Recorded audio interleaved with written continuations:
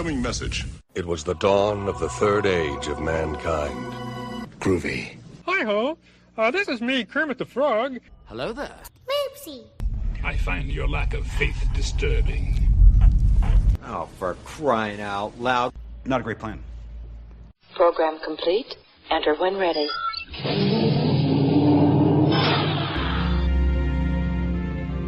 Let's see what's out there. Engage. Different roads, same old spark.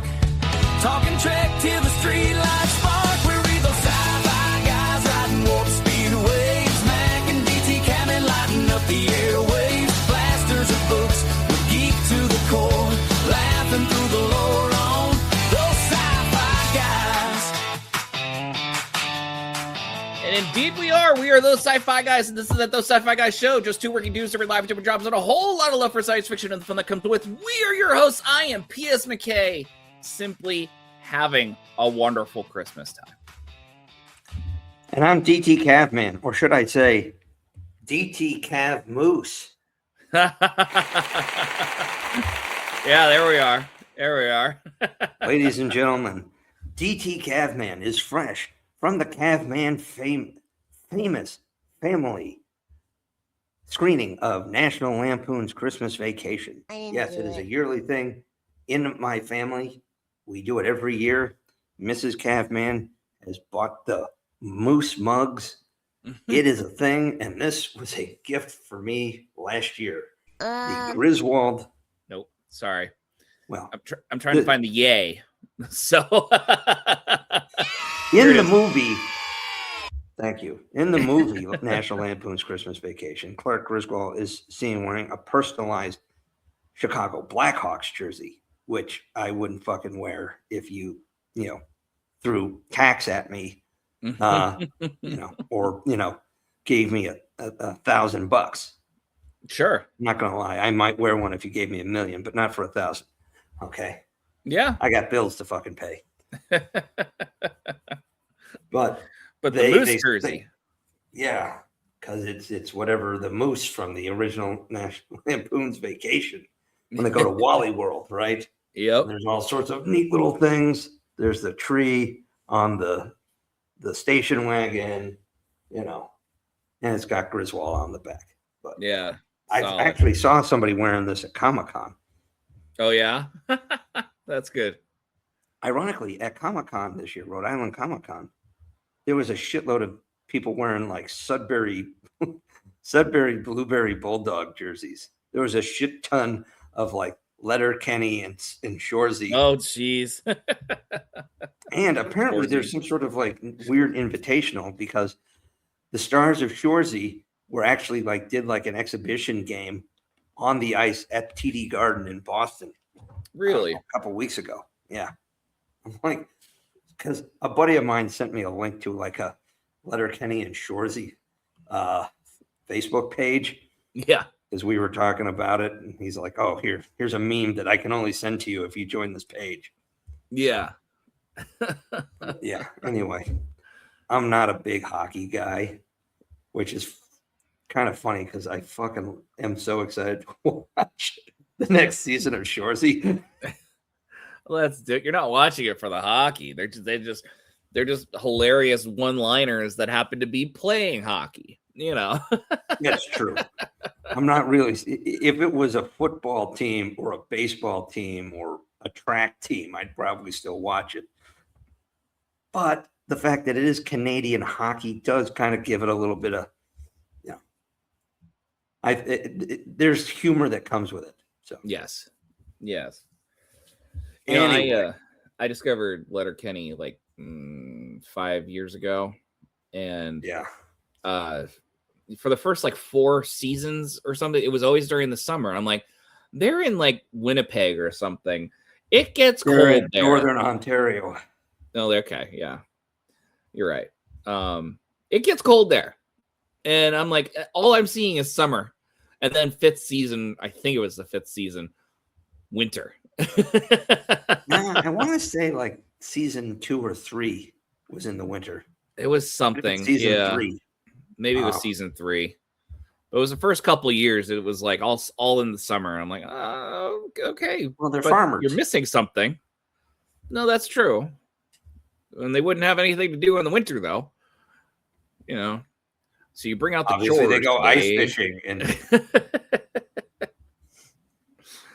the native flu. Yeah. I got to be honest with you.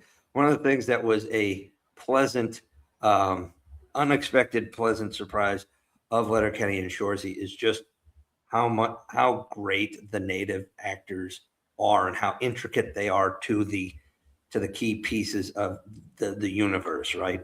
First off, great love there, but they were fantastic. Yeah, everybody great from Tanith to Sanguinette and the gyms. It's the delivery, which is what gets me. By the way, you have to pay attention. Like this is not a second screen kind of thing to watch. You have to pay attention, like in order to understand and appreciate the humor that is being thrown at you. Which is why it's always good for another watch through. Again, agreed. Just and his sister's tarts.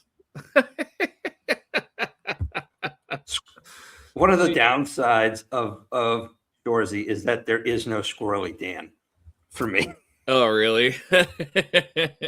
But it's not that big a downside because they have some pretty good characters. Because like Hitch to me is like their version of Squirrely Dan.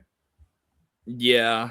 And the fact that he was a real player in the NHL makes it just a little bit more legit, all the hockey stuff.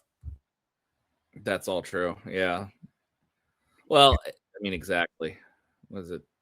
Who was the coach? Joint Boy? Joint Boy. from Letterkenny? Yeah. He wasn't a coach. No, he wasn't. Who's the coach that was like, are you freaking serious? But he didn't say freaking. Oh, yeah. All the time. The actor, I think he's just called Coach. Just Coach? Hey, Coach. The actor and comedian, his name is Mark Forward. Gee, are you pulling this out of your memory? Or are you consulting something? No, I'm actually, it's from memory. Oh, my God. Well, it's one of those in jokes, right? Where they talk about, there was one episode where like they're starting and they're talking about their favorite comedians. And Squirrely Dan's like, oh, there's this big fella I like. I don't remember his name. And it's clearly a reference to K. Trevor Wilson's own stand-up career. His bit on Captain Crunch is absolutely hysterical. But then the other guy is like, oh, yeah, Mark Forward. I'm like, who the hell is that? And I'm like, oh, and I Google it. Oh, that's the coach. Yep. Yeah, that's the coach. And yes, that's his name, Coach. There is no name. Yeah. So. Well, anyway, nice little turn down the rabbit hole. Coming up on, by the way, take a look at Shoresy and Letterkenny if you haven't. It's a good watch. It's on Hulu. But be careful. If you go down that rabbit hole, you might find yourself watching reruns of old red-green shows. Which I think someone on this broadcast has. Yeah, well, I started liking a lot of, when Graham Greene died, because he had a recurring role on there as the explosive expert. You want to laugh your ass off? Watch his clips from Red Green. Okay. Absolutely hysterical. Okay. I can do that. I will do that. So yeah, switching it up now. Coming up on Thanksgiving. Not Thanksgiving. Oh my gosh. It's been going that fast on me. I think it's still Thanksgiving time. Honestly, this is what our third episode we've recorded since Thanksgiving. Yeah, it's only the third. It's like it's nuts. It's been that kind of season. So yeah, I'm a little. I'm a little shell shocked. From the craziness of everything. But before we do And we're going to get into our year end. You know what did just drop, right? The Odyssey trailer. I mean, that's good and all, but like they've been teasing that for a year. I saw teasers. No, I'm talking the teaser for Avengers Doomsday. Wait, is that out? I thought teaser. Yeah. Okay. Pull it up, stud. Huh. Let me tell you, this guy's pumped. Let's see. Oh, they did just release it. Oh, officially. I didn't know that. I guess it was like a teaser that was like in the Avatar thing, but like I guess it was leaked, and then everybody's like, "Yeah, no one's going to see this movie." It's like they dropped it like faster than expected. They have three more different teasers that they're going to be putting in front of Avatar for the next 3 weeks, and they weren't intending on sharing it until after that 1 month run. But you're right, the movie's not selling what it's supposed to be. So, yep. Even James Cameron is like, I don't think we have enough gas in the tank to finish out this Avatar thing. And I'm like, yeah, well, it was a thin ass premise in the first place. He crap. If he had struck while the iron was hot and recorded it within 3 to 4 years back in the day, he would have. If he pulled off all 5 before 2020, it would have been fine. Would have been fine. But no, Mr. Auteur has to go looking for the Titanic and shit. And then convincing Yahoo billionaires to go down there and get themselves killed. He didn't do that. He said if they were amateurs, if a filmmaker could go do it, any rich asshole could go do it. Well, he didn't endorse that. No, he didn't, but come on now. All right, here we go. Can you hear this? I can. Already got the hair standing up on the back of my neck.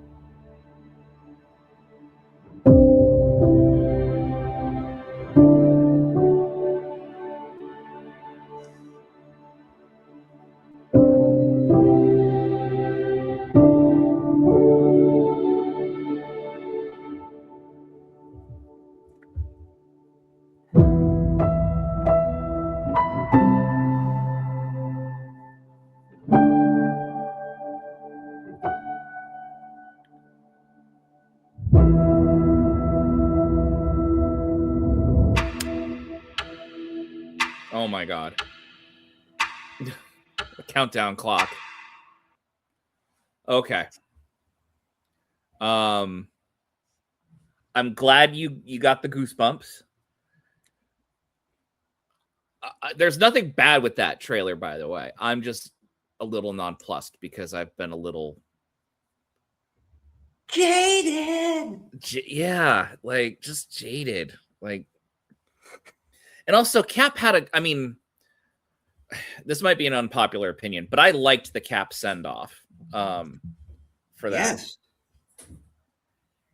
But the Russos were saying you can't do what we're going to do with this movie, with this plotline, without Steve Rogers, is what they're saying. Well, that's what they're saying. What they mean is we need Chris Evans back because he made money. So that's what they mean. Yes. So I'm willing to trust the Russos, though. Yeah, I mean, I'm probably gonna go see it. Not poo-pooing it. I'm just world weary of it right now. Look, you're right, though. I feel you. I feel you. There's been a lot of people who've let us down. And even the Myself in best particular. outings just seem to hit not quite, the punches not land the same way that they used to. And some of that could be on us and maybe a little franchise fatigue. Since Endgame, which would you say were the best MCU movies?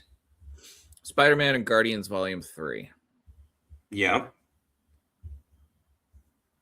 And that's about it. What about Doctor Strange 2? It answered some questions. Something going on. It answered some questions, but I didn't feel like we saw enough universes, and I didn't see that it was a multiverse, not multiverses. And you saw like 3, maybe 4 universes. Right. And one had to do homework with WandaVision in order to understand how Wanda flipped like she did. Sure. But in fairness, going to see a movie sequel, it's kind of depending on a pre-existing audience. Yeah. No, and I mean that's true. That's true. And criminally underused Bruce Campbell. I was expecting more. I mean, I would have been very happy with the Bruce Campbell that actually was Doctor Strange. I think he would have been a great alternate Strange. That would have been fun. Even better if he showed up instead of that as the alternate Stephen Strange from I don't know, Tobey Maguire's universe, or turns out all of the dudes who were Bruce Campbell were actually Doctor Strange in disguise testing Peter. That's hilarious. That would have been I just came up with that right there. That would have been hilarious. Oh my gosh. So I just found it.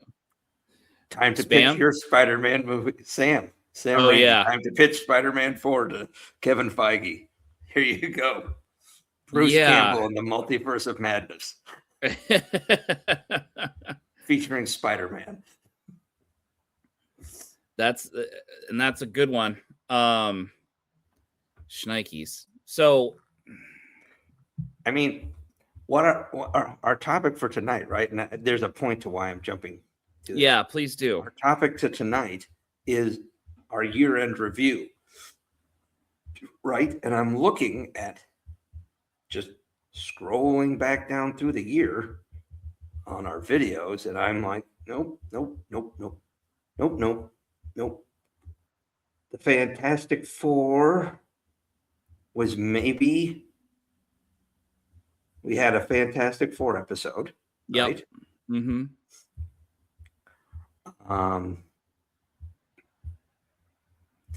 Because we used to have a ton of the Marvel Universe. Daredevil Born Again, we did do that. That was good. Yes. And Captain America. But we used to be just stacked with MCU stuff. I mean, we were last year we had Deadpool, which that should fall under a great MCU movie. Yes, it was. But, and I haven't done a rewatch of it, and I should. It was also because it was more of a standalone MCU movie than it really was Sure. It played with all the Fox stuff, which good. A lot of a lot of closing.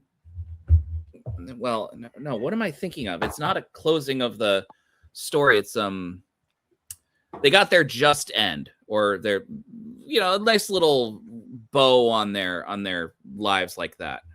Well, they reset the universe. Yes, they did. Yes, they did.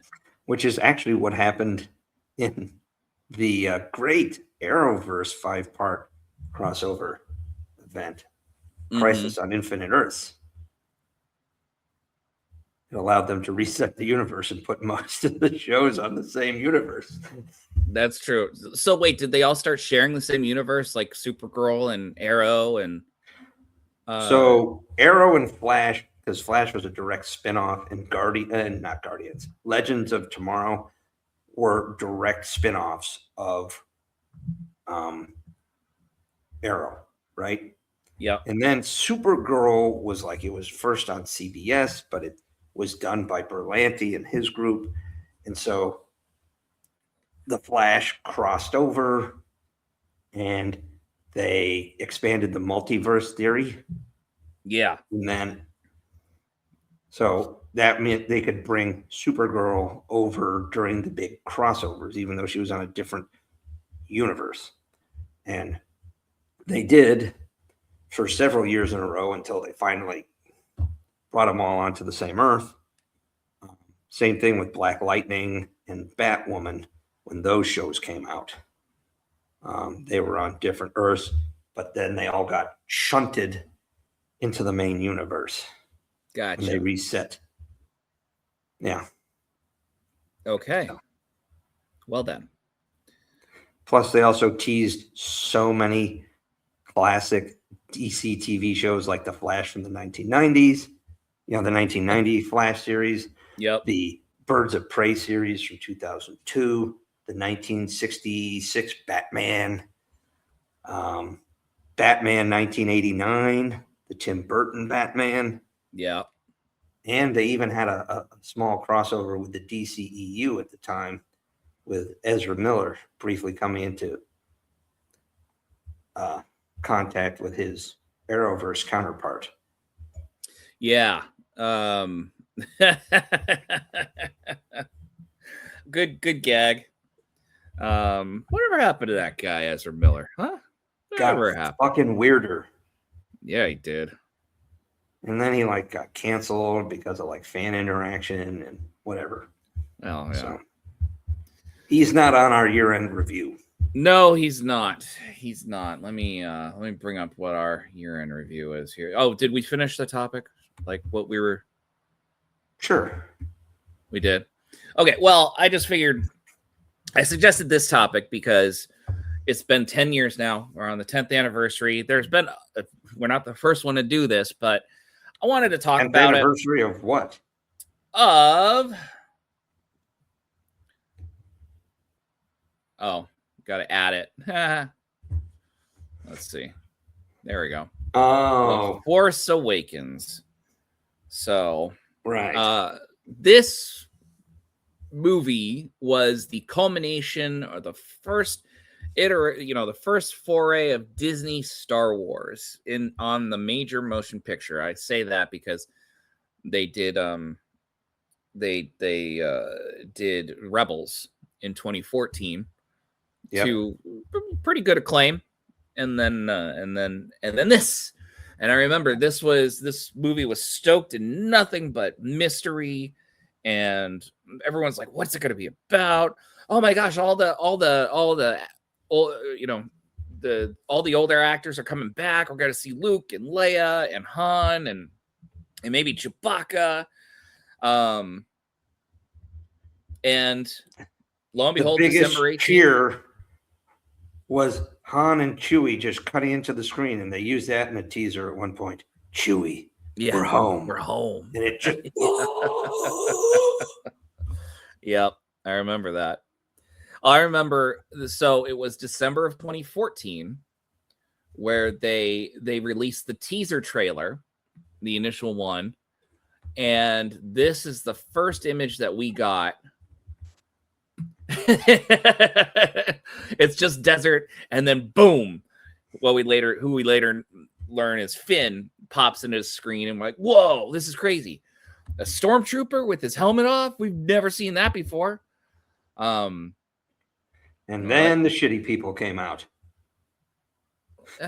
What? This movie had a lot of goodwill until it came out, and then we'll talk about that. But it had a lot of goodwill, I think. I don't think it was bad in that regard. But yeah, so we don't really need to do a recap on this. But we're not gonna, because that's not the point of this episode. No, the point of the episode is to talk about the environment of what this movie came into versus the environment we kind of have right now when it comes to the point of the episode was year-end review. No, I told you we were going to do a review of Star Wars. No, you said it was a year-end review. I literally said in the text. That's why you said, hey, let's go ahead and make sure you pick your top favorite episodes and your least favorite episodes from this year. Yeah, DT. Let me go back. Okay, on Sunday, I said, okay, so I know we were planning to do a year in review, but with the 10th anniversary of The Force Awakens, what if we did a retrospective on that instead? And you wrote back, sure.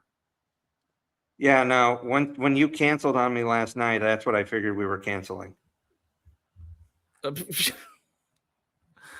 All right. Well, I guess we'll do the abridged version. So, no, fine. We'll go through this, and then we'll have to do a year-end review next year. Yeah, technically in like 2 weeks, but whatever. So, I mean, there's really not much to talk about. You really have to stop doing these changes last minute. I actually did prep work for the previous one. I know, and I that's why I wanted to. Oh, yeah, okay. I apologize. I'm sorry. We can go into the year-end review after in like 10 minutes. Well, it deserves it. Well, unless you think that this doesn't deserve a deep introspective. Well, I was just gonna say, I think. One of the big things that I remember with this movie when it first came out was everyone was going nuts about how great it was and how it felt like Star Wars again. There's a particular so much like the original trilogy for some reason. Yeah. And I remember there's a particular scene. It's when Finn breaks Poe out of jail and they have this back and forth. He's like, why are you breaking me out? Because it's just the right thing to do. He goes, you need a pilot. I need a pilot. All right, let's go. Like, I thought that was funny. That showed personality on both people's behalf. Something that was strikingly missing when it came to the prequels, which was 10 years prior. There wasn't enough good interaction. Like, you got glimpses of it, like Obi-Wan and Anakin at the very end, when like Anakin, like Obi-Wan's getting ready to go over, and he's like, "That's like the second time I saved you." He's like, "No, that first one doesn't count." Yeah, yeah. The stuff that like they tease you, and then they do a really great job in the Clone Wars with, but they didn't give you. The problem with the prequels is that they're trying to set you up to see the fall, but you feel at times a little empty because like the drama just doesn't feel there because you're not seeing the relationship at the same level, right? That is correct. Yes. Yeah. Here we were seeing a relationship develop in action, a friendship and whatnot. And we saw personality out of it. Yeah. For about 3 minutes. For 3 minutes. And by the way, as a harbinger, Poe was originally supposed to die. But so Oscar Isaac was just too charming to get rid of. He really was, and they brought him back after test screenings. Like it was that they had to be that convinced about it. So there were a lot of really good. Oh, that in that moment, I turned to my wife and go like, "Okay, I think we're gonna like this." So. And it opens up with a big intrigue. Luke Skywalker has vanished. Couple things. It felt a lot like Star Wars. And then the things I started to just go like, hey, this feels a little too familiar. I'm like, okay, well, there's a lot of Harrison Ford. He seems to be doing a really good job, acting in it, and I'm enjoying the fact that he's being so center of the screen with this movie. That's nice. And then they kill him. That's why he was so good at it, because he was so excited to finally get his wish. He was so excited to be done. And he's like, JJ, I'm going to give you an Oscar-worthy performance for this. Right. So I see that. And number one, I didn't like the killing of Han Solo. But I was trying to convince myself it was okay, because Harrison Ford wanted that character dead. And I'm like, well, Harrison Ford got what he finally wanted. Fine. After 40 years. It's been noted recently that Han Solo died a villain's death by falling from a high place and not being laid to rest, in a dignified way. Yes. Yeah. He did get kind of tossed down like so much garbage. Yeah, that kind of bothered me. But what really got me, and I'm sitting there like, I walked out of the theater going, yeah, that was a lot of fun. That was crazy. There's so many questions that I want answered, though. Like, why is there a resistance when they're part of a perfectly functioning government that's still there? And then only after the government's destroyed, they're still called the resistance. And then why do we have another Death Star? And J.J. Abrams doesn't understand astrophysics, where light travels instantly in all points and corners of the galaxy, so you can see everything in real time. like with that blast, that took me out of it in the worst way possible. I'm like, oh god, seeing that blast from Starkiller Base to the Hosnian system. First off, the Hosnian system took me out of it. I'm like, wait, what about Coruscant? Yeah. Everything that they do to the New Republic in this, it almost looks, and I'm not saying they had to use the old Star Wars expanded universe, but it looked like for almost everything they tried to do the exact opposite. Yeah. To try to say, hey, we're definitely not doing that. Yes, okay, they absolutely did. The whole idea of rotating your government from one system to another is really more the idea of a non-permanent structure. And it's like the New Republic tried so hard not to be the Empire that they literally couldn't do anything. Yes. They in order for Disney canon to work, they have to make the New Republic look like fucking idiots in The Mandalorian. They absolutely do. I mean, they're like bumbling bureaucrats. Mm-hmm. And I get it. Look, I've had my fair share of run-ins with,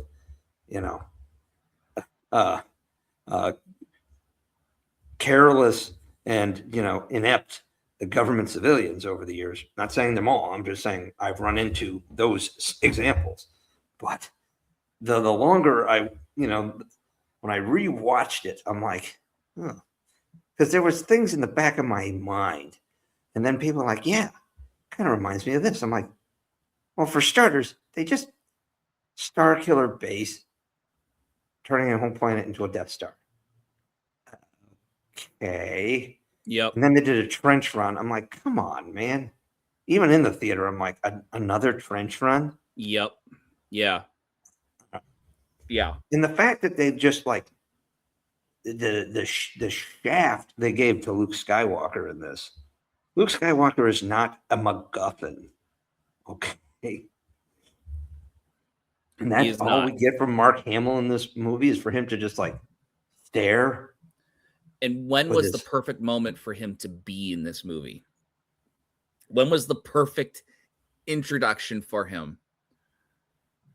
For us to see Luke Skywalker be the badass that he is. during the attack on Maz's castle? No. That would have been good. It would have been good, but it was when Kylo Ren had just defeated Finn, and he was force grabbing the Luke's lightsaber, and then it flies by, and it should have landed in Luke Skywalker's hand, not Rey's. And you know what? The longer on further rewatches, everything, once Rey got picked up by Han Solo, everything became too easy for her. Yeah. Mm-hmm. For the most part. Well, she said she didn't know how to fly the Millennium Falcon. And then she just pulls this random thing out that somehow fixes it. She bypassed the compressor. By the way, not a good thing. That's raw power going in then at that point. Like, well, I mean, what's the thing that Geordi was always doing? Oh, he was relaying the power from the weapon systems to the subcortical relays. So, that could be done. Like, but they're always diverting power or whatever. It was too ridiculous. Like, and then the whole thing on the salvage ship or whatever. And you have these like roving bands of bad guys who like show up, and you're like, am I supposed to know who the fuck you are? Yeah, I'm pulling them one of them up here. So we've got Space Scots, and then Space Asians. Yeah. By the way, it's like the dude on the left of the picture just has a knife, like looks like duct taped to his blaster. Yeah. I'm not saying bayonets aren't effective tools, but like, Yeah.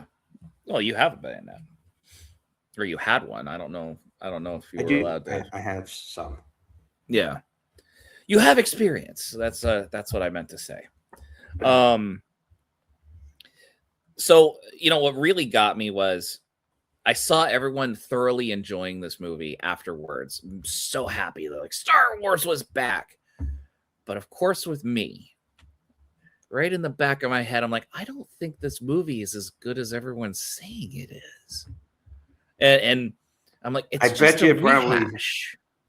I'm sure it originally started with like, there's something off here, and I'm not sure what it is. Yeah. At first, that becomes the first one, and then you start watching, and you're like, oh, problem A. Oh, problem B. Oh. How did I end up at problem X? And they never reunited the 3 core cast members. They outrightly prevented it from ever happening by killing off Han Solo. It's like, I mean, so that also bothered the heck out of me. And Luke was just so not Luke. Like, he was Jake Skywalker. He was Jake Skywalker. That's what Mark Hamill was said. He's like, I had to separate Luke from this character and dub him Jake Skywalker because this is not how Luke would have reacted. So yeah, he was Jake Skywalker. That's what Mark said. That was his coping mechanism during his performance. So, but yeah, and it just, when I first saw it, I'm like, you know what, this is cool. I'm excited. Star Wars is back. There's Harrison Ford. He's not going to come back. He and Carrie Fisher and Mark Hamill and Anthony Daniels. Well, actually, no. Anthony Daniels would be in any Star Wars project. We kind of know this about him. Yeah. But Peter Mayhew, they're back. These guys are like, and all of these dudes weren't going to get on board if this wasn't going to be a good one, right? So, like, they're like, okay, these guys are back. Good. Cool. I'm excited. All right. I'm totally down to see a new Chosen One. Down to see, but then you start listening to the story, like Luke's Jedi Academy gets wiped out, like another Jedi purge already. Yeah. Mm-hmm. Okay. And then we see these guys. Why are there stormtroopers? Who are these guys? No, it's Right. going to be a big deal. And they were freaking nothing. For 2 movies, they were barely anything. And then in the third movie, they just get diced up by their leader. Yeah. Yeah, they're like, oh, we need to kind of show what the Knights of Ren were and stuff. And yeah, Kinda. exactly. Yeah. I went to my friend Elliot. We were about to start Entwined. And that was my first experience, like kind of going, I don't think this is as good as you think it is. And he's like, what do you mean? Right, it's awesome. You ruined it for him. I ruined it for him because that's what I do. I ruin things for everyone. Is what you do. My dear friends. I ruin what my dear friends love, and I tell them how wrong they are. But this is my first experience. This was the first movie that did that for me. And I'm like, yeah. And I was still bought in. I was interested in what the next movie was going to be. And it was because of cheap tricks that J.J. Abrams does with the mystery box. Like, who are Rey's parents? Because, otherwise it's called bad writing when you don't have a fully developed character in a movie. How did they get the lightsaber?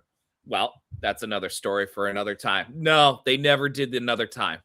They talk about a character who got just kicked off to the side. Maz Kanata. Yeah. Who was cool.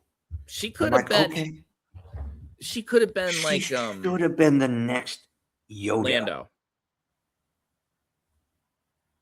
Wheeling and dealing. She knows. She could have been both, right? You could have set her up as she clearly had an affinity for the galaxy weary character that could and she's supposed to be hundreds of years old, but she's also on the fringe, and they do nothing with her. She gets like a fucking phone call in the second one. In the third one, what'd she do? She gives Chewie his medal, and that's it. Yeah, she walks around in the background at the new Resistance base. They cheap you out too. What do? You get you get Lando for like 2 minutes at the beginning of the movie, and then like 5 to 8 minutes at the end of the movie. Yeah. Oh, hey, by the way, here's Wedge. You haven't seen him in 30 years, but here's Wedge. Just so you know, his nephew is Obi-Wan Kenobi, but it's cool. Yeah. Yeah. But that's it. And then you have in the background, okay, maybe you have the Ghost and the Razor Crest in the background and a whole bunch of Lando ships from various backgrounds, but there's nothing, Yeah. And you really had to step in it to make J.J. Abrams kill off Greg Grunberg. I mean, he must have been fucking done with this because he's like, screw it, I'm gonna kill off my best friend and make you watch. Yeah. Well, I mean, it all comes back. Sam doesn't do that to Bruce. Just so you know, JJ. Yeah, that's true. That's also true. So I'm gonna go with. I want to just step back a minute and be like, and I think this trilogy was doomed from the beginning as soon as they hired JJ. Because why? JJ, because all he does is rehash shit. Well, he starts things, but he doesn't know how to finish them. He didn't. He started with Felicity, and he couldn't figure out how to do Felicity, where he was this close to turning Felicity into a spy. But the producers were like, no, we're not doing that.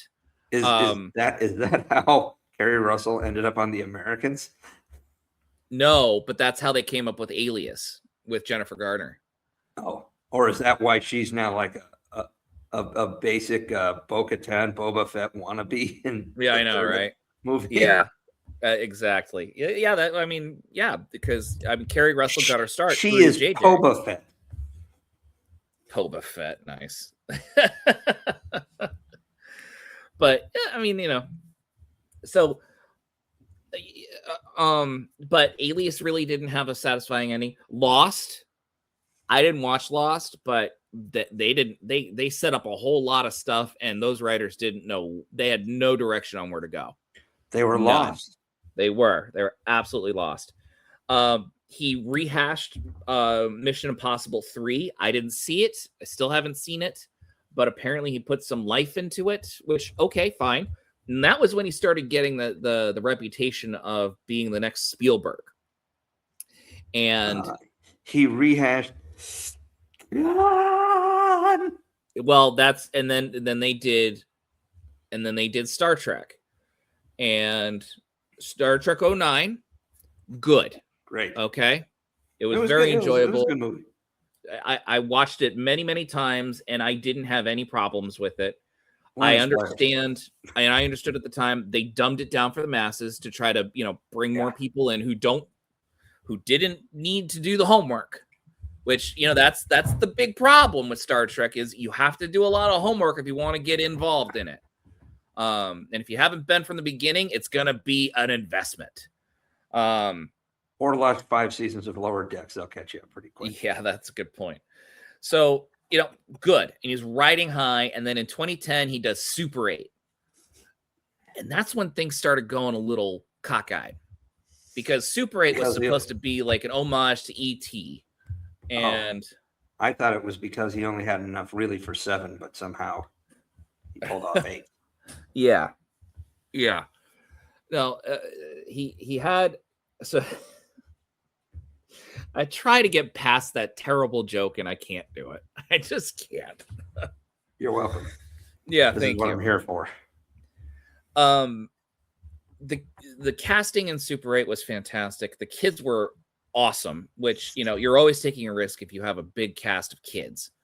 And you can drag out production so that they all become adults before you finish your story. A la Stranger Things, yes.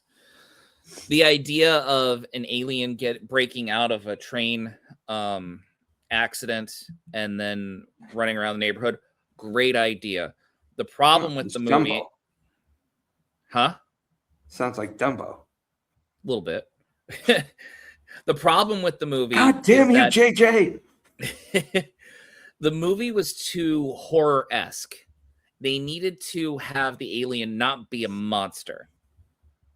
Like, Alien killed a bunch of people. I don't know. Did you ever see Super 8? Nope. It was not super at the top of my list. It didn't allow for the audience to... 2010. It didn't allow for the audience to have an emotional investment in the alien. So you didn't have, like, this caring to save the alien, which is what the kids did.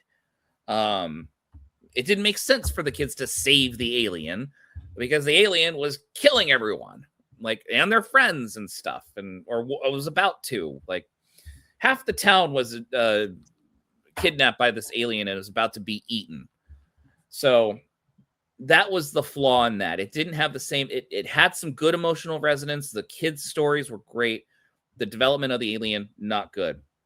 And then Into Darkness happened. And then, my feelings about that. I've talked about it ad nauseum on this show. It's really the wreck of Khan. It really was. It really was. I'll never forget saying, "Don't see this movie to you. It's a waste of time. It's that bad." And you said, well, bud, I'm going to make that judgment call for myself. Thank you. I'm like, oh, yeah, I probably shouldn't have said that. No, Walter, you're not wrong. You're just an asshole. Look, it's fair. It was not great. They wasted Cumberbatch and whitewashed Khan. I mean, watching Admiral RoboCop be a huge dick and get his head crushed, gross. Deserved it. Yeah. But, Yeah. It was tough to listen to Benedict Cumberbatch drop that he's Khan. Just didn't sound right. And it didn't mean anything to anyone in that cast. Like, I mean, okay, you're Khan. Who? Yeah. Okay. Cool. Why'd you lie? Tucker. I know. He could have remained John Harrison, a follower of Khan. Yeah, there's a lot of different directions this could have gone. In fact, they could have had Khan be a good guy. It's an alternate universe. It could have been that way. And I would have been fine with that, but they didn't. Like, so sorry, my dog's being in. You don't do that. All right. My point though is that JJ could start things like the beginning of Into Darkness. Well, it wasn't even a very good beginning to Into Darkness because they used cold fusion and they broke the Prime Directive. Enterprise was underwater. Never mind. Yeah. JJ tends to start things pretty strong. And I wasn't upset with him being named as the director/writer for this movie. And they're bringing Lawrence Kasdan in to spruce up the script. And it's like, Kasdan wrote Empire Strikes Back. Yeah, okay. It looks like they're getting all the right people for this. Because JJ knows how to film a fun, action-y sci-fi show or movie. Sorry. And he started out pretty well, and then about 3/4 of the way through, when Han Solo is killed, that's when things kind of start unraveling, and then you're seeing this is just a rehash of A New Hope. Oh boy. But it was still kind of fun to watch. So let's see what the next one does. And then the next one just completely subverts everything and says, hey, remember everything that happened in that first movie? We're doing the exact opposite. Forget everything about what happened in there. Well, because Rian Johnson was kind of a douche about it. Yes. Yes. And this thing you love, you know how you are now starting to think that what you thought you loved last year really didn't. Well, screw you. That's what I'm saying. Yeah. Remember this guy, Luke Skywalker, who you guys love? I'm going to treat him like shit. Yeah. That's exactly it. And also this guy's not going to see the end of the movie. No, I was talking about Rian Johnson in the next. I know. You're right. My bad. I have the Force Awakens pictures up. I can't jump. Well, and that's fine, but there was no consistent view from first episode to the third episode. At least fucking Lucas had overarching control. And he had treatments for episodes 7 through 9. Yeah. They could have worked on those. It would have been new ideas. George Lucas is not the best writer in the world. He can't write dialogue for shit, but he's got an imagination. And, I don't know. That sand monologue was. Yeah. I actually have a sand monologue in my new book that I'm writing. He doesn't really talk about it, though. He uses the sand as a metaphor. So. I could give you a good anti-sand monologue. Yeah, I'm sure you could. Yeah, that was your nemesis for a long time. Yeah. Let me tell you something. Another problem that Star Wars has is the Tatooine problem. Yeah, Jakku. Everything not goes Tatooine. back. Well, not only that, right? It's like, okay, let's call it Jakku, but what it is just a shittier Tatooine. Yeah. If that could even be possible. It's a shittier Tatooine. Exactly. Yeah. No, and here's the weird thing, right? Huge battle. That's what these Disney books and everything. We're supposed to be a huge battle with tons of crashed starships. Why the fuck would the New Republic not have some sort of government facility base overlooking the facilities, like monitoring these derelict, massive The warships. Salvies. Yeah. Yeah, I mean, because the Empire had what was that planet that the Bad Batch was at with all those derelict ships that were being salvaged. Right. There were. Because it was also in Jedi Fallen Order as well. That's where Cal Kestis was hiding out. Well, that's for where the years after. In Mandalorian, that's where they picked up Bill Burr's character from in season 2. Right. When That's they picked right. him up. They picked him I up can't remember from a planet. I don't know if it's the same planet, but it was definitely a scrap planet. But it was also like a prison planet where their job is to, prisoners are, breaking down these things. But scrapping's business. Recycling is a business. Even the Empire understood it was valuable to recycle. Yeah, but the fact of the matter is that they just screwed up so bad. And then instead of trying to find ways to correct it or say, all right, well, we did this kind of wrong, let's square it away, right? They don't fix it. No. And in fact, they contradict all their writing, the books and the comic books a lot too. They kill one of the main characters in every movie, right? Now, granted, they had to kill Leia after Carrie Fisher dies, right? We get that. Okay. I bet that plan wasn't to kill her, by the way. If she had survived. Who knows with these clowns? I know. The fact of the matter is, you get, 5 minutes of Leia and Han together? Yep. The will they, won't they for the original series, and then they're not together again in the new trilogy? Right. It makes that whole thing worthless to invest in. And and that he's this junker again. The space pirate again. Like, he's not even really a space pirate. He's a space scavenger. Yeah. I mean, he's at the ripe age of 75. Like, he's like, yeah, I'm going to do this again. Like, I lost my kid to the dark side. And yeah, I just need to do this now. Like, no, like, like, you work through that. There's still good in him. That Vader turned. Like, if you can turn Vader, your son's not gone. At no point do you get more than 2 of these actors together. Yeah. You don't even really get Luke mourning Han Solo. I know there was a deleted scene, but that's worse. A scared moment. It was worse. Yes.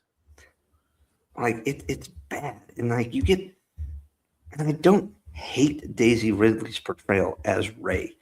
Okay. But there are things she needed to struggle more in The Force Awakens than she did. Right. Right. Sure. They set her up in a worse situation than Luke Skywalker's in. Luke Skywalker is really just a sheltered space brat. Really, for the most part. Yeah. No. Little whiny, but and he has to stumble, right?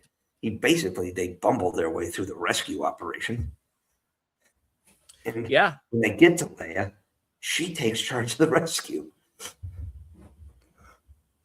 Yeah, she really did. Rey just like, oh, I can miraculously use the Force after not really knowing anything about it. You're going to unclamp me and then drop your weapon and leave. I am going to unclamp. It's not exact. That's not at all what was said, but the spirit is there. Like, how would you even know to do that? Exactly. Like, she sensed it in the Force. Like, it's just like, I mean, look how hard it was for Luke, son of Darth Vader, who had one of the highest midichlorian counts ever. And he struggled lifting up, small stones with practice, and probably one of the greatest Jedi masters out there. It's so Yes, I won't lie. Luke being a kind of a dick to Ray with the like the little you feel that? branch. That's the Yeah. Force. Force? Oh, I can feel it. What? I Yeah. laughed at that. That's almost like something soldiers would do to each other. You feel the Force? Yeah. Boom. Oh. Yeah. Yeah, it's just one of those But things also where clearly JJ doesn't have veterans on his on his No. writing because like there's almost no military strategy involved in any of these at all. And none. No, it's by like pew, about pew, pew, pew. They're gonna 3 go. seconds after meeting Donald Gleason's General Hux, I wanted to beat him with a bat. Just the screaming. It was just too much. Everything was just too extra. He's screaming and the scheming. It's not even good backstabbing. You know, it's not like Varys and Littlefinger, right? It's like petty. The instructions were, I want more, because the prequels were too muted. Everyone was too. You're talking about a disturbance in the Force, like it was too collected and too non-emotional. So the prequels were too muted, and the sequels were too huge. I guess that meant that the original really nailed it. Yeah. And that's the worst part about it is you nailed it on the first time. And by the way, the prequels look a lot better against not only the sequels, but also the things that Lucas and Filoni did to beef up the prequels. Clone Wars, Bad Batch, Rebels made the prequels better. Yes. Because you go ahead and you watch Attack of the Clones, and then you watch the entire series of the Clone Wars. Then you watch Revenge of the Sith. Doesn't Anakin's fall the dark side make so much more sense now? Mm-hmm. Don't you feel way more heartbroken when you see Obi-Wan Kenobi forced to like leave Anakin there? Yeah. By the way, true. I watched the Resistance prequel cartoon. Man, I was not in any way, shape, or form motivated to watch that. Like, because also overseas. I heard it wasn't going to explain how the First Order came about, and that was the other thing. We're like, well, we have history now. Like, we didn't have history during A New Hope, but we have history now. We know the Empire fell. So how is this thing that looks like the Empire but not the Empire here? Another story for another day. Like, we knew nothing about the First Order. We didn't know if they controlled planets. We didn't know where they got their people from. There was nothing. Like, that was infuriating. We were just told to accept this. You know what? It would have been great. Yeah. You remember dinosaurs from the early 90s, the live action animatronic dinosaurs? Yeah, hell yeah.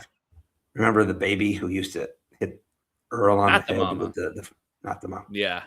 What JJ needed was baby sitting on his head, whacking with a frying pan, going, not the Lucas.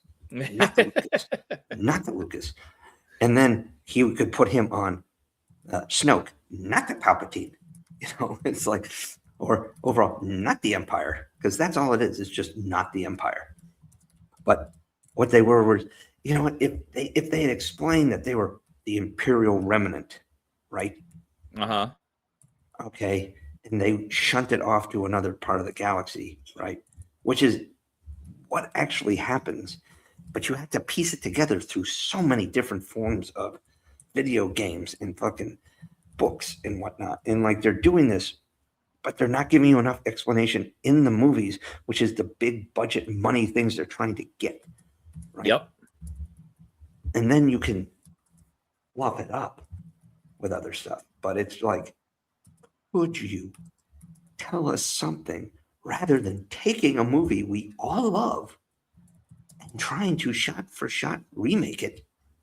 But instead of having a white dude as your hero, you have a girl. Okie dokie. Yeah. And they set Finn up to have a much bigger role. And then his side quest in the sequel was shitty. Yep. And then he was barely there in the third movie. That's a real tragedy because I liked Finn. I liked John Boyega's portrayal of Finn. Like, was a little more relatable than Rey. Finn should have been the one that was force sensitive. Or he and Rey would have been force sensitive at the same time. Like, he specialized in one part of the force at the beginning, and she specialized in another at the beginning, or something. I don't know. I'm just throwing it out there. Like, justice for Finn. And turning Finn into a big wuss at the beginning of the second movie was also shitty. Yes, where he's running away. Like, he's like, yo, I'm yoinking out of here. Yeah. Seriously? No wonder why John Boyega is pissed. Oh, I mean, yeah. And you'd have to like drag him back to Star Wars kicking and screaming. That's the tragedy of when the machine is trying to make something as big as Star Wars work again, and they do everything wrong, everyone in the way is going to get ground up real bad. Yeah. I mean, you also, like, in The Force Awakens, they kept showing like Rey and Finn and Poe and Rey and Finn and Poe. Okay, they're going to be the new trilogy. They're going to be the new trio. It's going to be the next Han, Leia, and Luke. They weren't. No. Like, Poe doesn't even meet Rey until like the second movie. Yeah. Really? And it's not until the end, right? Yeah, and then it's just all like meh, right? Yeah. You know, and yeah, you can feel that Poe just watching the movie, you're like, oh, and Poe comes out of nowhere to lead the rescue. Okay. Yeah. I'm glad he's back because I enjoy him, but it's just, hey, what happened to you? I don't know. So let me ask you for an hour. All spot on, absolutely correct. And let me ask you this question, because I talked about my reaction after the movie, and it wasn't right away for me feeling comfortable. It starts to hit you later. How long did it take you to realize that this was not a good movie? It took me maybe a couple hours to go, oh, this is really, like, I watched the movie and I'm like, wait, base, trench run. It's very similar to the first movie. Yep. But it's enjoyable. Yeah. All right. Okay. And then rewatching. Ew. Did you see it in the theater again? Pause. No. Okay. On DVD. You were this close to answering it. Sorry. No. So, like, I got it on DVD, rewatching. Like, it's like when it takes that time, right, to go. By the way, this movie came out right around just before Christmas 2015. December 18th, 2015. Yep. Right. Fortunately, it was Star Wars, right? I got back the first weekend I was back, which was, I don't know, 12 or 13 January of 2016. It was still in the theater because it was the big movie. Yeah. So I went to see it because I wanted to see it. Yeah. And I did. I was so excited. I mean, look at this. That's a good poster to be excited for and everything. You're like, oh, yeah. It's a great poster. Yeah, I agree. But it fucks with you. First off, it definitely shows there's no Luke Skywalker in this poster. No. And then you have hope, like, oh, maybe they're doing this on purpose, you know. But then you look and you're like, okay. Now that I'm looking at this poster again, I'm like, was JJ's original thought for Rey to maybe have a turn to the dark side? Because look, her staff is exactly parallel to. What are you doing? I bet it was his idea that she was going to have Go a back, turn. you dope. Oh, I'm sorry. You're not done talking about it. You have to visualize it. It's parallel to Kylo Ren's red lightsaber. Yeah. And it almost looks now like she's wielding like a Maul-style lightsaber. And right? there are no And then accidents when it Finn- comes to this right. art design. But then you see Finn, and his whole side is blue. He's got the lightsaber, right? So obviously, is Finn going to be the Jedi? A former stormtrooper becoming a Jedi? Oh, that would be great. Yeah. Definitely something that happened in the old books, but still, that would be great, right? Yeah. No, absolutely. But there's Leia and Han. And you see there's BB-8 and there's Poe. Oh, Captain Phasma. Tell me that wasn't a character who just went fucking nowhere either. They did this big thing leading up to this, like, was it Brie? Gwendolyn Christie, who played Brienne of Tarth. Thank you. I was thinking Gwendolyn was her character name in Game of Thrones. So, wow. Gwendolyn had this thing where she was being interviewed. She's like, yeah, I'm the first on-screen representation of a female bad guy or a female, leader or some like that. And, it's kind of a big deal. And I'm like, okay, I mean, yeah. And it's really cool armor. And the rumor was that it was Naboo armor, which, okay. Explain that though. That'd be cool. Maybe she had some, history with Naboo and whatnot, but no, she's literally there to Karen Finn. You're like, why isn't your helmet on? And then gets chucked in the trash can. And it's like, okay. She didn't even have what we needed Poe to say in the second movie, somehow Phasma returned. Only hindsight could provide that, It's so it wasted character after wasted character. There were things in the back of my mind that, like, it is a bit like New Hope, but there's some things I like about this, so I'm gonna wait. And it was second rewatch, and then watching the next movie, and everything just like all kind of came crashing together. Like, golly, this was actually not that good a movie.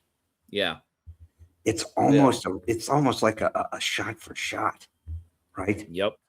The bad guys are chasing a hero at the beginning of the movie and catch them on a desert planet, and they a need to find this droid escapes that has the plans. They have to escape on the Millennium Falcon.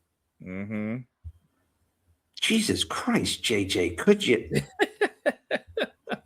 did you at least change the name on the top of the paper when you copied it? I mean, written by JJ Lucas. I mean, they didn't have the guts to be able to do it. They wanted to have the feel of Star Wars. And the best way to have the feel of Star Wars is to mimic Star Wars, not breathe new life into Star Wars. And so when you mimic, you only have a copy. You don't have something new. Yeah, but this was like a fifth photocopy of a photocopy. I agreed. I mean, I completely agree. And when you really look at it, it's like, could you have done something different? Yeah. Like, really? Like, so you're going to have the more you watched it, and the more you realize how poorly they treated legacy characters and how badly they wrote a lot of the new characters. Like, okay, yeah, the hero isn't whiny, but the villain is. Yeah. Yay. Well, they gave all the bad traits that some good heroes have that they have to overcome, and they just gave it to the bad guy to emphasize that this was the bad guy. as opposed to having a hero's journey, which they just didn't want to deal with. They wanted to skip that part. The hero's journey was like oh, hold on. Now I can use the Force. Yeah, that's what it was. They did a lot of skipping ahead because they didn't want to have Rey be fallible like Luke was. Luke was a little whiny. He was, he was selfish. He wanted to leave and he complained all the time. And but here's the thing though.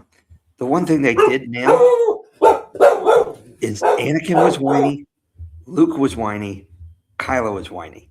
Those Skywalker dudes are whiny dudes. They absolutely are. They are absolutely. And that's one of those things, man. But it's funny with a rewatch, and it took somebody else to point it out to me. Watching how whiny Luke was in A New Hope, and then seeing how whiny Anakin was, particularly in like Attack of the Clones, and you're like, oh my God, was that intentional? Was like Hayden Christensen, like, did he watch that and go, man, Luke was a whiny bitch, so maybe I should be whiny too? Right. Or maybe was that part of the character? Hey, watch Luke. See how whiny he was at first? You got to be whiny too. You're like, oh. You didn't realize that though back then. Like, no. But then it also does make sense with Kylo Ren to a degree, right? Yeah. Because it literally is a family trait. At least a male family trait. It didn't seem to bother the Skywalker bloodline on the female side. No. She wasn't whiny, and neither was Leia. No. And Padme really wasn't whiny either. They did her dirty in Revenge of the Sith a little too. She was just there to get pregnant. She was there to be pregnant. She was there to be pregnant. And you can tell George didn't intend that to be the case. It just kind of fell that way. Yeah. Goodwill after this movie was still sky high. And then the next year in 2016, Rogue One came out. A lot of people liked that movie a lot. I liked it. I still do. I think Red Letter Media once said when they were reviewing this that it's probably the best fan film of Star Wars ever. And it was a little snarky, right? I get it, but I understand where they're coming from because it's like, the scene where someone shoots the bazooka at the AT-AT and hits it in the head, and the head turns to the guy, and like people are like, "Oh yeah, that was awesome!" And it's like, are we just like recreating things that we did with our toys when we were younger? Is that like, yeah? But then it looks like, oh, he got him, and then the head snaps back, and you're like, oh, fuck. Yeah, no, and now you just pissed it off. Yeah, and it was a good movie. It was fun to watch. A little boring in the middle. I almost fell asleep when they were trying to find Jyn Erso's father, Galen. In that raining world. Best of the Disney movies, without a doubt. And I was thinking at that point, yes, it did. It had a start, had a finish. It wrapped everything up, and it set everything up for A New Hope, which is what it needed to do. Good. And the effects for Grand Moff Tarkin. I know a lot of people hated on it, but I thought it was actually pretty good. I didn't realize that was him in CGI until halfway through all of his scenes. I'm like, oh, that's really good. I have a trained eye, and it took me a moment to realize that. Like, I was okay with it. It was fine.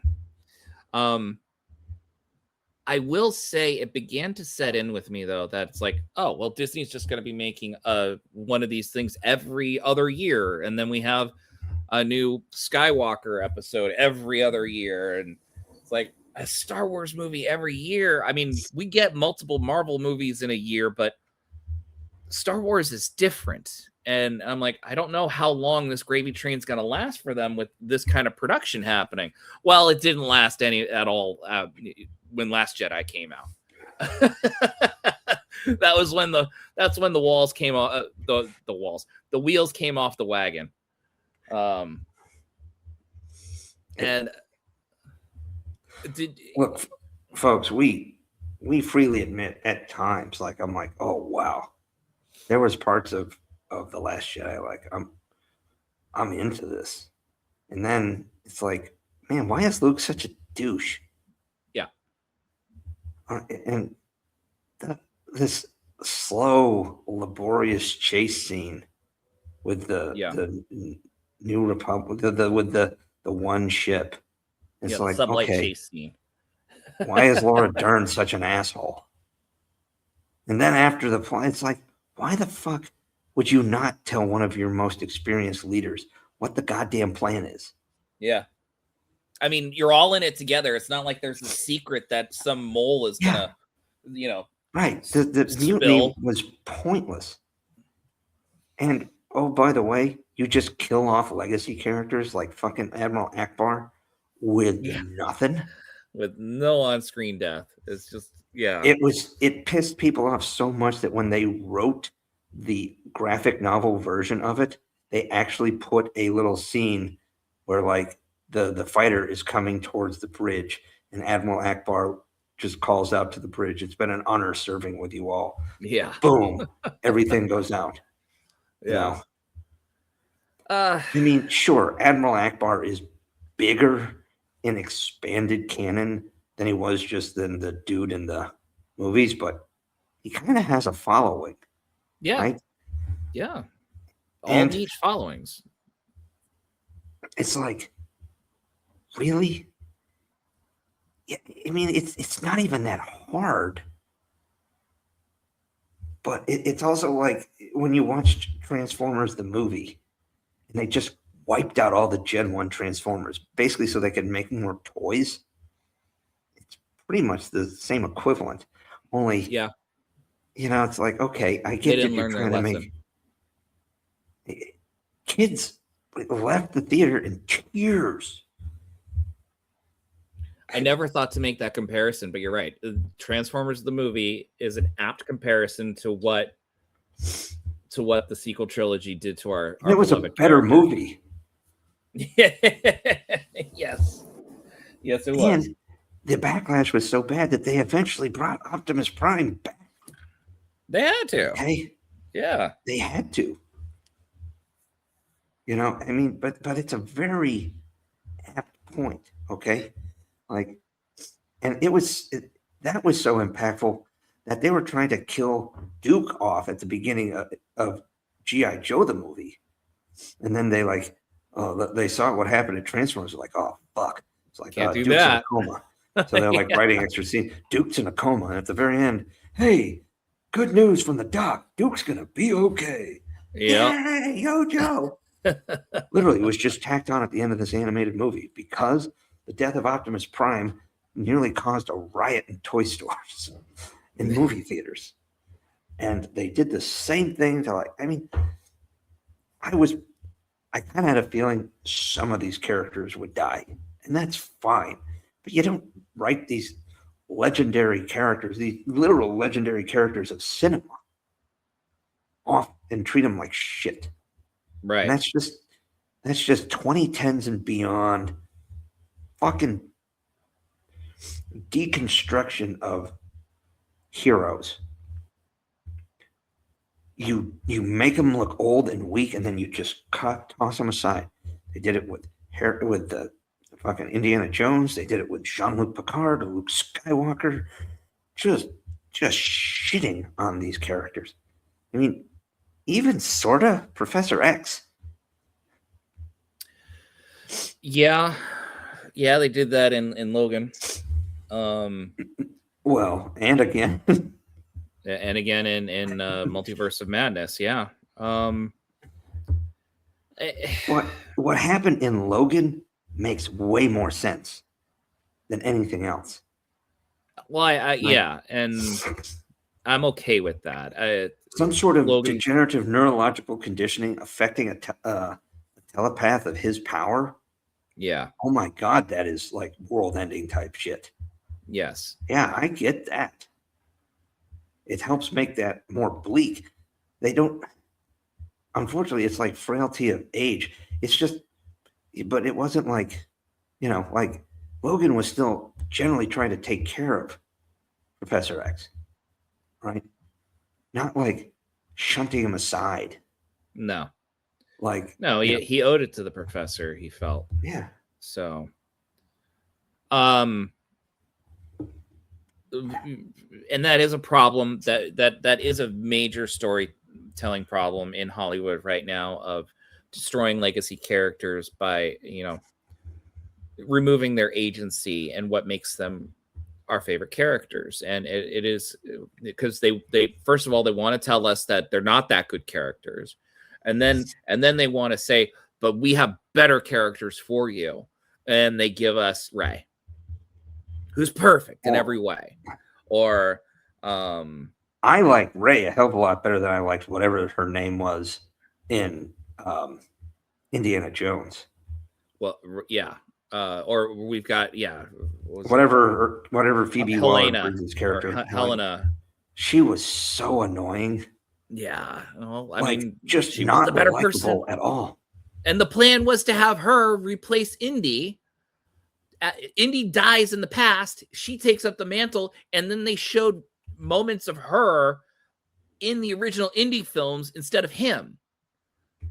So that was what she was supposed to do. She was gonna be replacing him, and then they were gonna be making other movies with her. That was the plan. And then that idea leaked. Everyone hated it, and then Lucasfilm like, well, we can't do that.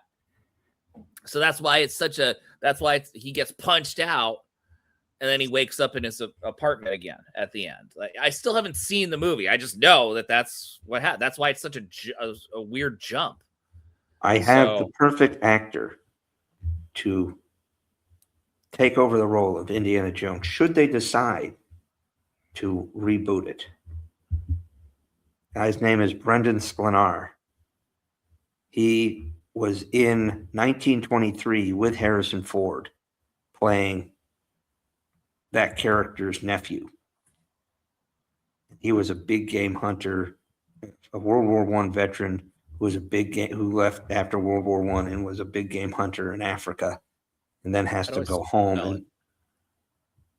And Sklenar, I think. You said 1923. I'll do that. Yeah, just look at the pictures. He almost looks like Indiana Jones. Yeah, I'm looking for Spencer Dutton is the character name. All right, and he worked with Harrison Ford. If they had a good working relationship, I can see that. I'll share it. Bring it up on the screen, man. Yeah, I can see that. Yeah. See, there you go. Yeah, there it is. Man. I see it. Yep. Yeah, look at that. It there too. The fedoras right there. it's a little less of a standard fedora, but yeah. I mean, he was fantastic in it, by the way. And I'm sure. Taylor Sheridan, man. Yeah. I remember there was rumors after Jurassic World or whatever that Chris Pratt was in line to maybe take over the role of Indiana Jones. I remember that. Which after you see him in Jurassic World, you're like, okay. I can kind of see it. Yeah. A little bit, especially because Star-Lord was like doing some Indiana Jones-ish stuff at the beginning. Yep. You could see it a little. Yeah. This guy's my money. If they were going to remake it, be this dude. I can get behind that. Yeah. Yeah. But I also really liked Alden Ehrenreich as young Han Solo. I had to watch it in order to like him, though. Yeah. Yeah. And that's okay. Like, I'd seen him in a couple of small things. I'm like, okay, interesting. And then I'm like, yeah, he could be, he's a good young Han Solo. And if they ever wanted to, say in these Dave Filoni Star Wars, the fight against Thrawn, if they ever wanted to bring in Han Solo, they've got a young one ready to go. Right. Yeah. And he will have aged appropriately enough too, like 10 years from Solo. Right. But that's the thing, right?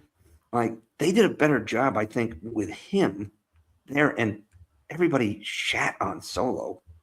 But I actually thought he did a better job of being more faithful to the character of Han Solo than what a lot of JJ and those dudes did to the original guys.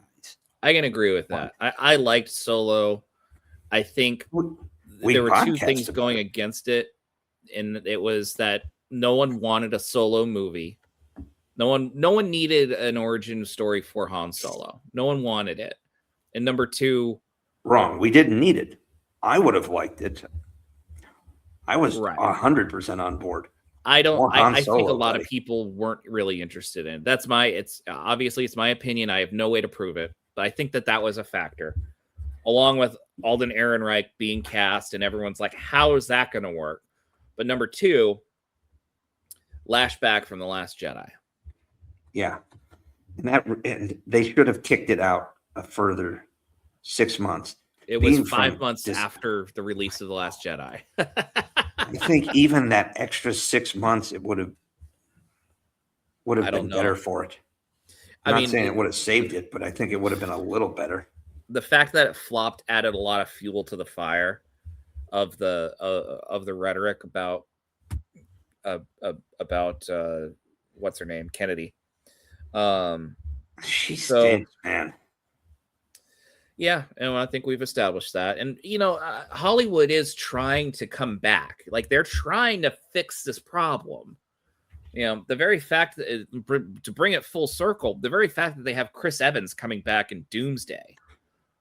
And Robert Downey Jr. and every other classic actor. We just had all of them. We just had two movies that emphasized that Captain America was played by Anthony Mackie. This year, that emphasized this. And now the entire marketing focus is not on that. It is bringing back Chris Evans. Like, I still don't hate Anthony Mackie as a new Captain America. I don't either. But it's comic accurate. It was bad. Of course it is. But, even the comics can get that wrong. And I'm not saying that was wrong. I'm just saying the way they implemented the mantle handoff was awful. The mantle handoff? Yeah, the mantle of Captain America at the end of Endgame. No, that was fine, but it was when. Great.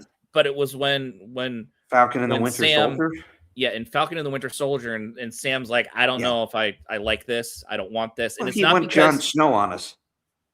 Yeah, he did, and it wasn't good because when Cap hands you the shield, you take the shield, right? So yeah. Anyway, that's my thing. But bring it back full circle. They're swinging the other way now, so we'll see. I mean, Star Wars has a lot to come back from. A lot of insiders are saying it's too far gone, and they have to put it on ice for at least a decade, maybe more. I can understand that. I guess we'll see how the Mandalorian Grogu does.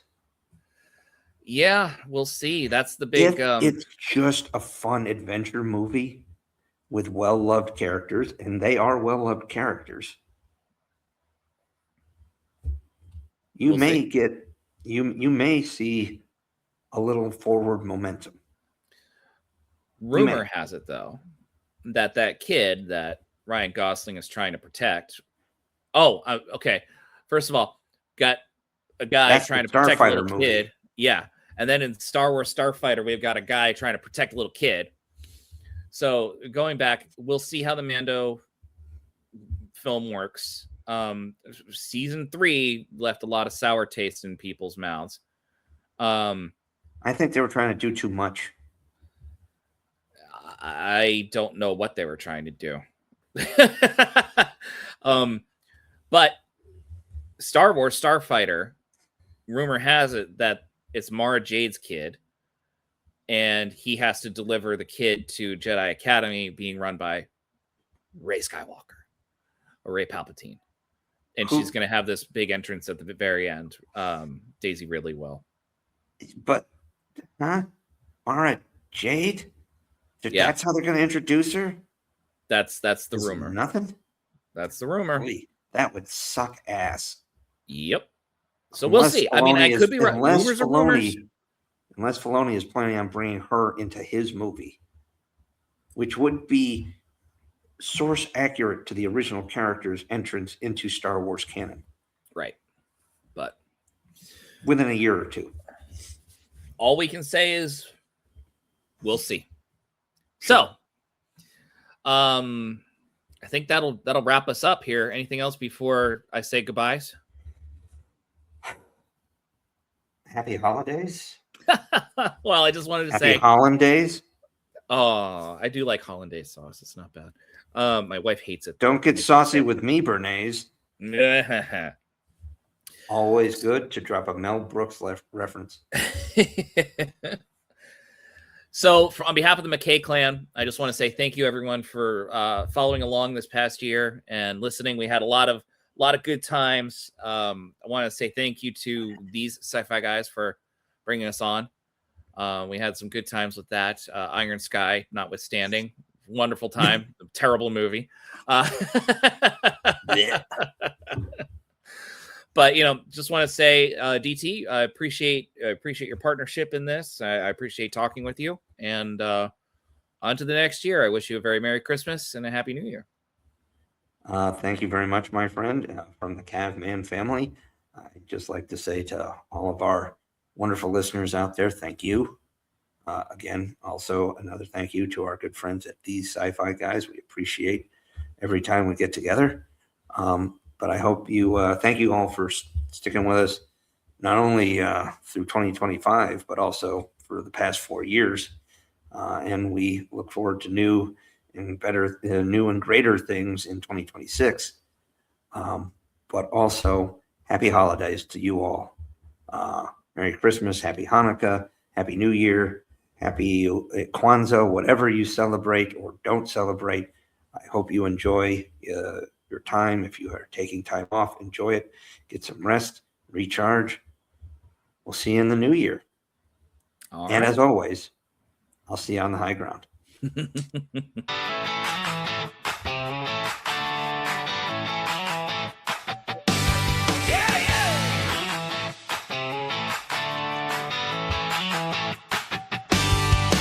Max got a pen that can warp the stars. DT's got stories from cavalry scars. One writes the worlds where the heroes fly, the other old tanks under desert sky. From sandbox forts to the final frontier, 2 kids with dreams and a 6-pack of beer. Different roads, same old spark. Talking Trek till the streetlights spark. We read those sci-fi guys riding warp speed waves. Mac and DT Cannon lighting up the airwaves. Blasters or books, we're geek to the core. Laughing through the lore on those sci-fi guys.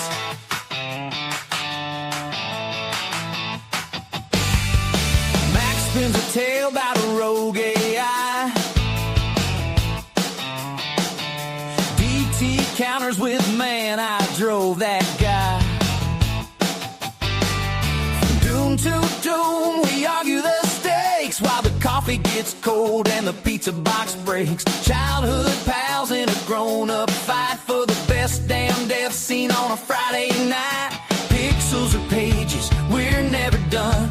2 working stiffs chasing alien sun. We're in those sci-fi guys riding warp speed waves. Mac and DT cabin lighting up the airwaves. Blasters or books, we're geek to the core. Laughing through the lore on those sci-fi guys. Yeah, yeah. Yeah, yeah, yeah, yeah. Well, yeah. hours, just regular days, but we'll save the galaxy in our own ways. Max drafting novels in the dead of night. DT's got tank tracks, turns them into light. Together we're louder than a hyperdrive scream. Two regular dudes living the sci-fi dream. Yeah, we're with those sci-fi guys riding warp speed waves. Mac and DT Cabin lighting up the airwaves. From the sandbox to the stars, we'll never say die. Tune in, geek out, those sci-fi guys.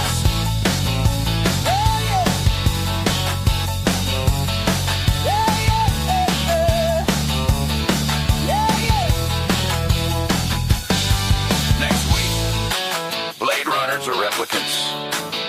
Bring the Bourbon Rider boys, gonna get real.